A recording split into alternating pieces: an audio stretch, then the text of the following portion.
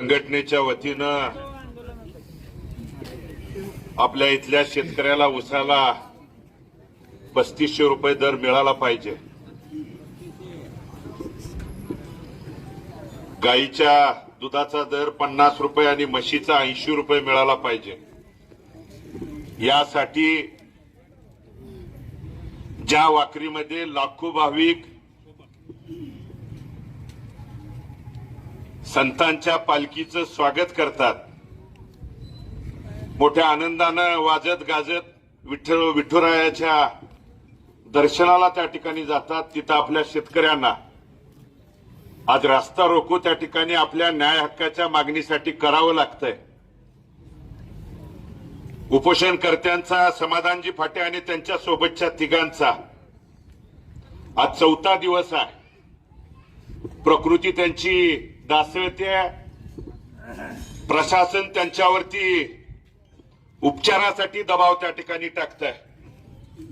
पण आपल्या माध्यमातून पोलीस प्रशासन असेल, इतर सर्व प्रशासनाला देखील विनंती करणार आहे की ज्या सरकारकडे मायबाप सरकार म्हणून आपण शेतकरी वेळोवेळी मागतो, त्या सरकारचं अधिवेशन नागपूरमध्ये 2 दिवस झालं सुरू आहे आणि तुम्ही प्रशासनानं त्या सरकारकडे, मग तुमच्या आरजेडी असतील त्या माध्यमातून, इथले तहसीलदार, प्रांत, कलेक्टर यांच्या माध्यमातून त्या उपोषणकर्त्यांच्या वरती उपचारासाठी दबावाच्या ऐवजी त्यांची मुळात मागणी काय आहे ही मागणी त्या शासनापर्यंत जर पोहोचवली आणि त्याला न्याय दिला तर बंधूंनो, उपोषण करावं, न्याय हक्काची लढाई लढावी हे प्रत्येकाला त्या ठिकाणी आपल्याला वाटत असतं। परंतु आपल्या ग्रामीण भागात म्हण आहे, छत्रपती शिवाजी महाराज जन्मले पाहिजेत पण शेजाऱ्याच्या घरात। आणि ते उपोषणकर्त्याला जर विचारलं ती काय परिस्थिती होती, काय अडचण निर्माण होती, तर अतिशय बिकट परिस्थितीतनं मग समाधानजी आणि त्यांचे 3 सहकारी आज 4था दिवस आहे आणि मागणी काय आहे।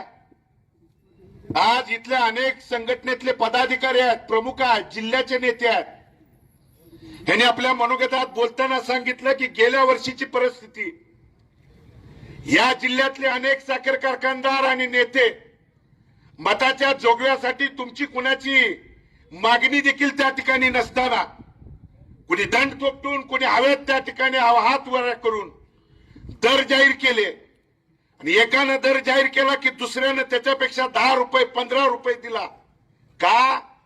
मताच्या जोगव्यासाठी।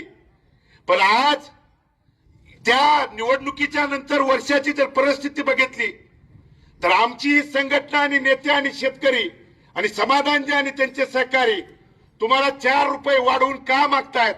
तर मध्यंतरीच्या काळात अतिवृष्टीनं इथला शेतकरी पिचलाय, मोडलाय, दारातली सगळी पिकं त्या ठिकाणी पोटच्या मुलाबाळाप्रमाणे जोपासलेली पिकं डोळ्यासमोर उद्ध्वस्त झाली आहेत। एकमेव पीक आहे ऊस पीक आणि त्या ऊस पिकाला 4 पैसे त्या ठिकाणी वाढून द्यावं ही आमच्या शेतकऱ्याची न्याय हक्काची मागणी आहे। पण या वर्षी, गेल्या वर्षी हातवारे वर करून त्या ठिकाणी दंड थोपटून दर देणारे मात्र आज संगनमताने एकमेकाला फोन करून तू एवढं काढतोय काय, मग मी तुझ्यापेक्षा 15 रुपये कमी देतो, 20 रुपये कमी देतो, 25 रुपये कमी देतो। आणि मुळात संघटनेतल्या तमाम प्रमुखांना देखील आव्हान आणि विनंती करतो, प्रशासन असेल, काही नेत्यांनी तुम्हाला गृहीत धरलंय, प्रशासन देखील म्हणतंय अमुक अमक्याला अमुक अमक्याच्या माध्यमातून सांगितलं की त्याची तीव्रता कमी होती आहे। तीव्रता कमी जरी झाली तर शेतकऱ्याच्या हितासाठी लढणारा मग समाधानजी आणि ते 3 सहकारी नुसत्या ऊस दराला नाही, आणि ते काय त्यांचं पहिलं आंदोलन नाही, 10-15 वर्षापासून इथल्या शेतकऱ्याला, समस्त इथल्या नागरिकांना न्याय मिळाला पाहिजे म्हणून कधी भाटघरच्या पाण्यासाठी, कधी उजनीच्या पाण्यासाठी, कधी लाईटचा प्रश्न निर्माण झाला, कधी इथल्या ऊसाच्या बाबतीतला प्रश्न निर्माण झाला की न्याय हक्काच्यासाठी मग कुणाशी भिडायची तयारी त्या सहकार्यांच्यासाठी आहे। आणि आज मी या ठिकाणी रस्त्यावरती आलोय, उतरलोय यासाठी की चळवळीतला सहकारी टिकला, चळवळ टिकली तर शेतकरी त्या ठिकाणी टिकणार आहे आणि शेतकरी टिकणार आणि ती चळवळ टिकावी यासाठी बंधूंनो त्या ठिकाणी रस्त्यावरती उतरलोय। आणि म्हणून आज दुधाच्या दराच्या बाबतीत देखील आपण अनेक वेळा आंदोलन केली, कसं द्यायचं हे त्या ठिकाणी नेते मंडळी सांगतायत। आमची इथल्या संघटनेच्या आणि इथल्या शेतकऱ्यांच्या माध्यमातून एवढीच विनंती आहे, अधिवेशन नागपूरला सुरू आहे, फक्त दुधाची भेसळ जरी थांबवली, भेसळ आज जरी तुम्ही त्या ठिकाणी ठराव पास केला आणि भेसळ थांबवली म्हणलं तर आमच्या गाईच्या दुधाला जवळजवळ 60-70 रुपयेहून अधिक आणि म्हशीचा 100 रुपयेपर्यंत दर त्या ठिकाणी जाईल. पण तुम्हाला करायचं नाही, गेंड्याच्या कातडीप्रमाणे कधी बहिर, कधी आंधळ, कधी मुक्क त्या ठिकाणी सरकार फक्त इथं येऊन वेगवेगळ्या भूमिका जर त्या ठिकाणी सांगत असतील, मग पालकमंत्र्यांना इथल्या निवडणुकीमधले एक दिवसाआड यायचा इंटरेस्ट असेल तर आज 4था दिवस इथले उपोषण करते आहेत, जीवाशी त्या ठिकाणी खेळून शेतकऱ्याच्या न्याय हक्कासाठी त्या ठिकाणी झगडतायत, भांडतायत. का तुम्ही त्या ठिकाणी प्रशासनातले अधिकारी असतील किंवा संबंधित सरकार म्हणून तुम्ही येऊन इथं विचार त्या ठिकाणी पूछ केली नाही? यांना बदलू काही त्या ठिकाणी देणं घेणं नाही. आणि म्हणून मला आपल्या माध्यमातून प्रशासनाला देखील आवाहन आणि विनंती करायची आहे, शेतकऱ्यांचं तिथं उपोषणकर्त्यांचं पोलीस प्रशासन आणि प्रशासनाच्या विरोधात नाही, त्यांच्या न्याय हक्काचं लोकशाही पद्धतीनं त्या ठिकाणी मागतायत. राहिला गुन्ह्याचा, तर गुन्हे काय संघटनेला आणि आम्हाला त्या ठिकाणी नवीन नाही. आता तर मतदान केंद्रापर्यंत गेला म्हणून देखील गुन्हा त्या ठिकाणी व्हायला सुरुवात झालेली आहे. पण मला चळवळीतल्या पदाधिकाऱ्यांना विनंती करायची आहे, कुणाचा तरी जवळचा लांबचा नंतर बघू. राजकारणाच्या वेळी राजकारण प्रत्येकाने करावं, तो त्याला त्या ठिकाणी अधिकार आहे.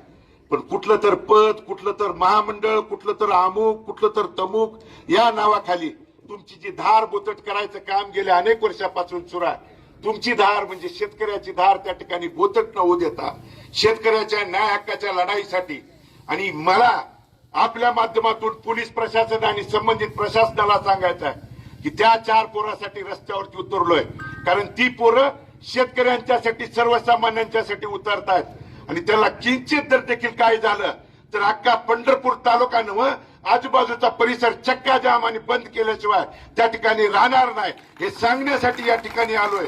आणि आम्ही बोलतो की पोकळ बोलत नाही, एकदा उतरलो की उतरलो. गुन्हे हे आमच्या त्या ठिकाणी रक्तात आहे आणि पिढ्यानपिढ्या त्या ठिकाणी चालत आलेल्या आहे. पण त्या 4 पोरांच्या हितासाठी ती जी लढतायत ती कुणाच्या वैयक्तिक आणि आपल्या माध्यमातून तालुक्यातले जे मोबाईलवरती बघणाऱ्या देखील शेतकऱ्यांना आवाहन आणि विनंती करायची आहे की उपोषण केल्यानंतर काय होतं एक दिवशी बघा. आपल्या आपल्या घरी फक्त एकच दिवस पाण्यावरती त्या ठिकाणी राहा, मग उपोषण करता कशा पद्धतीनं आज 4था दिवस सोसतोय हे त्या ठिकाणी तुम्ही परीक्षण करा. आणि उद्या जर खऱ्या अर्थानं ते तुमच्यासाठी न्याय हक्कासाठी लढत असतील असं वाटलं तर सरकारच्या विरोधात आणि या साखर कारखानदाराच्या विरोधात जे गेल्या वर्षी मताच्या जोगव्यांच्यासाठी एकमेकांच्या पुढे 10-20 रुपयानं बोलत होते, ते आज शेपूट खालते हात घालून त्या ठिकाणी वेगवेगळ्या बिळात जाऊन बसलेत. ते बाहेर जर काढायचे असतील तर इथला शेतकरी रस्त्यावरती उतरणं त्या ठिकाणी गरजेचं आहे आणि न्याय हक्कासाठी रस्त्यावरती उतरावं ही विनंती समस्त त्या ठिकाणी शेतकरी बांधवांना करतो आणि मी या ठिकाणी थांबतो. धन्यवाद.